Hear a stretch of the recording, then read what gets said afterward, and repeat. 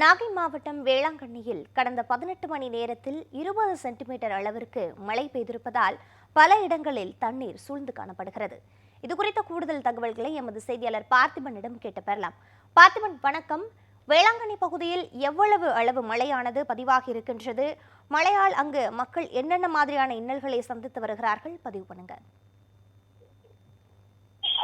லட்சத்தீவு மற்றும் அதன் ஒட்டியுள்ள பகுதிகளில் தென்மேற்கு வங்கக்கடலில் வளிமண்டல கீழடுக்கு சுழற்சி காரணமாக நாகப்பட்டினம் உள்ளிட்ட மாவட்டங்களில் கனமழை பெய்யும் என இந்திய வானிலை மையம் எச்சரித்திருந்தது. இந்த நிலையில் நாகப்பட்டினம் மாவட்டத்திற்கு நேற்று ஆரஞ்சு அலர்ட்டும் விடுக்கப்பட்டிருந்தது.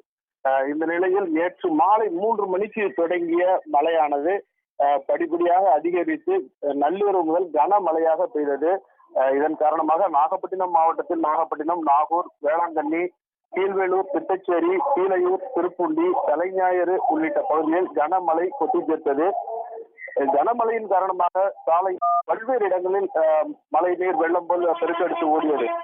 குறிப்பாக நாகப்பட்டினம் மாவட்டத்தில் பொறுத்த வரைக்கும் நாகப்பட்டினத்தில் 16 சென்டிமீட்டர் மழை அளவும், வேளாங்கண்ணியில் 20 சென்டிமீட்டர் அளவிற்கும் மழை பதிவானது.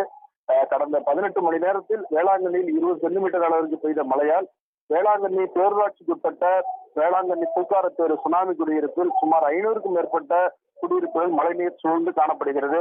இதனால் அத்தியாவசிய பொருள் வாங்க செல்ல முடியாமலும் வேலைக்கு செல்வோர் மிகவும் சிரமத்தை சந்தித்து வருகின்றனர்.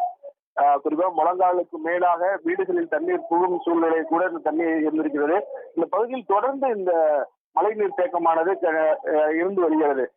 குறிப்பாக சாதாரண மழைக்கு தண்ணீர் நிற்கக்கூடிய சூழ்நிலை தற்பொழுது பெய்த கனமழையினால் இந்த பகுதியில் வீடுகளில் தண்ணீர் புகும் சூழ்நிலை ஏற்பட்டிருக்கிறது. பேரூராட்சி சார்பில் இதற்கு உடனடியாக நடவடிக்கை எடுத்து தண்ணீரை வெளியேற்ற வேண்டும் என அப்பகுதி மக்கள் கோரிக்கை விடுத்திருக்கின்றனர். குறிப்பாக இந்த இறுதி சுற்று வடகிழக்கு பருவமழையால் நாகப்பட்டினம் மாவட்ட விவசாயிகளுக்கு நன்மை பயக்கும் என தெரிவித்திருக்கிறார்கள்.